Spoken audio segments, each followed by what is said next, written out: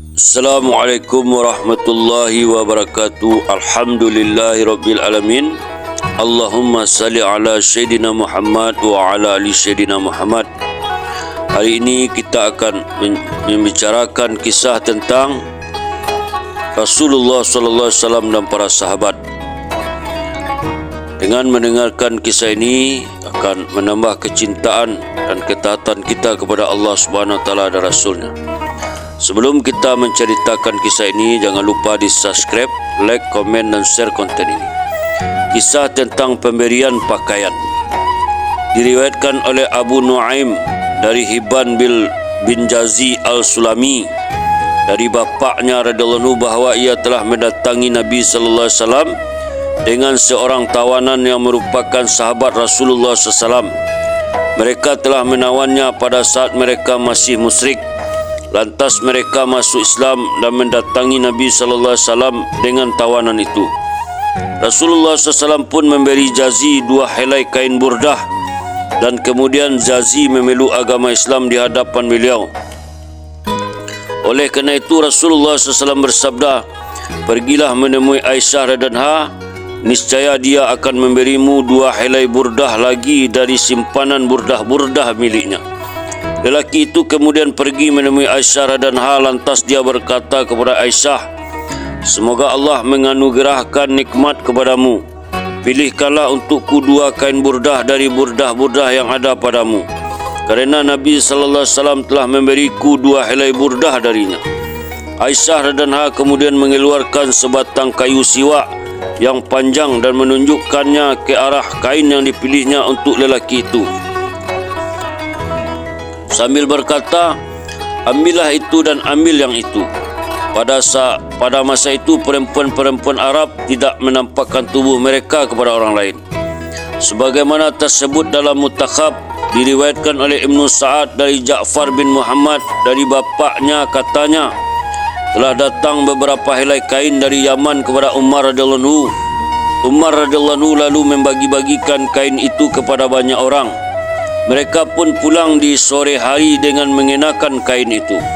Ketika Umar radhiyallahu anhu sedang duduk di satu tempat di antara mimbar dan kuburan Rasulullah SAW, orang-orang berdatangan mengucapkan salam kepadanya dan berdoa untuknya. Kemudian Hasan dan Husain keluar dari rumah ibu mereka, Fatimah radhiyallahu anha, dengan menyela di antara orang banyak. Di tubuh mereka tidak melekat kain yang datang dari Yaman itu. Maka Umar radhiyallahu anhu mengerutkan kedua matanya. Kemudian beliau berkata, "Demi Allah, aku tidak akan senang selama aku belum memberikan pakaian kepada kalian." Orang-orang berkata, "Wahai Amirul Mukminin, engkau telah memberikan pakaian kepada rakyatmu, dengan demikian engkau telah berbuat baik." Umar radhiyallahu anhu berkata, "Aku sangat sedih terhadap 2 anak yang menyela di antara banyak orang itu, dan sehelai pun tidak melekat pakaian itu pada tubuh mereka. Kain-kain itu terlalu besar untuk mereka berdua dan keduanya terlalu kecil untuk kain-kain itu." Kemudian beliau menulis surat kepada gubernur Yaman agar mengirimkan kepadanya 2 kain dari Yaman untuk Hasan dan Husain radhiyallahu anhum. Dengan segera lalu gubernur Yaman mengirim 2 helai kain dari Yaman dan Umar radhiyallahu anhu memberikannya kepada Hasan dan Husain radhiyallahu anhum. Sebagaimana tercantum dalam Al-Kanz, telah berlalu kisah Usaid bin Hudair dan Muhammad bin Maslamah bersama Umar radhiyallahu anhu tentang pembagian pakaian-pakaian. Umar radhiyallahu anhu di kalangan manusia dalam bab memuliakan orang-orang Ansar. Juga kisah Umar memberi Ummu Umarah radhiyallahu anhu sehelai kain katun yang bagus kerana Ummu Umarah telah turut serta dalam perang Uhud. Diriwayatkan oleh Zubair bin Bakar dari Muhammad bin Salam, katanya, Umar bin Al-Khattab radhiyallahu anhu telah mengirim seorang utusan untuk memanggil Ashifa binti Abdullah Al-Adawiyah radhiyallahu anhu agar menemuinya pagi-pagi sekali. Kata anak perempuan Abdullah Al-Adawiyah, "Aku telah berangkat pada pagi sekali dan bertemu Atikah binti Usaid bin Abi Al-Is radhiyallahu anha di pintu rumah Umar radhiyallahu anhu. Maka kami pun masuk ke dalam rumah itu lalu berbincang-bincang sebentar. Umar radhiyallahu anhu meminta orang suruhannya supaya mengeluarkan sehelai kain dan memberikannya kepada Atikah. Umar juga meminta supaya diambilkan kain lain yang agak rendah mutunya lalu memberikannya kepadaku. Aku berkata kepada Umar radhiyallahu, wahai Umar, aku lebih dulu memeluk agama Islam darinya dan aku adalah saudara sepupumu. Aku pun datang kepadamu atas undanganmu, sedangkan ia datang ke sini atas kehendak dirinya sendiri. Umar radhiyallahu menjawab, tiada aku menyimpan kedua helai kain itu selain untukmu. Tatkala kalian berdua berkumpul di depanku, aku teringat bahawa Atikah radhiyallahu adalah lebih dekat kerabatnya kepada Rasulullah SAW. Sebagaimana tersebut dalam Al-Isbah, diriwayatkan oleh Ibnu As-Sakir dan Abu Musa Al-Madini di dalam kitab Istida' Al-Libas dari Asbaq bin Nubatah, katanya, seorang lelaki datang menemui Ali radhiyallahu anhu dan berkata, wahai Amirul Mukminin, sesungguhnya aku mempunyai hajat agar engkau memenuhinya. Aku telah mengadu kepada Allah sebelum aku mengadu kepadamu. Sekiranya engkau menunaikan hajatku ini, aku akan memuji Allah dan berterima kasih kepadamu. Sebaliknya, sekiranya engkau telah menunaikannya, aku tetap akan memuji Allah dan memaklumimu.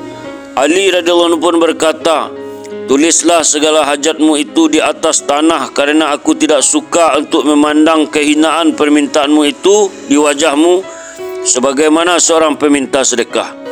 Lelaki itu pun menulis segala hajatnya di atas tanah. Sesungguhnya aku seorang yang berhajat. Ali pun berkata, ambilkan pakaian untukku. Kemudian diberikan beberapa pakaian kepada Ali. Lelaki itu mengambil pakaian itu dari Ali radhiyallahu lalu memakainya sambil bersyair, engkau telah memberikan pakaian kepadaku yang keindahnya pasti akan usang. Aku akan mengenakan pada dirimu pujian sebagai pakaian. Sekiranya engkau memperoleh pujianku, pasti engkau menerima kemuliaan dan engkau tidak akan mencari pengganti dari apa yang telah aku ucapkan di hadapanmu. Sesungguhnya pujian akan senantiasa menghidupkan sebutan nama orang yang dipuji itu, sebagaimana air hujan rintik-rintik menghidupkan dataran bumi dan gunung. Janganlah kamu merasa tidak butuh terhadap kebaikan yang telah diberikan kepadamu sepanjang masa, kerana setiap hamba akan diganjar dengan apa yang telah dilakukannya. Setelah mendengar syair yang dibacakan lelaki itu, Ali radhiyallahu anhu pun berkata, berikanlah kepadaku beberapa keping dinar. 100 dinar diserahkan kepada Ali radhiyallahu anhu, lalu Ali radhiyallahu anhu memberikannya kepada lelaki itu. Asbaq bertanya dengan agak terperanjat, wahai Amirul Mukminin, kain dan uang 100 dinar ini sekaligus? Ali radhiyallahu anhu menjawab, ya. Sesungguhnya aku telah mendengar Rasulullah SAW bersabda, tempatkanlah orang banyak pada tempatnya mengikuti martabat mereka. Maka ini adalah martabat lelaki ini di sisiku. Sebagaimana tercantum dalam Al-Kanz, diriwayatkan oleh Al-Tirmizi dari Ibnu Abbas radhiyallahu bahawa seorang peminta sedekah telah datang kepadanya.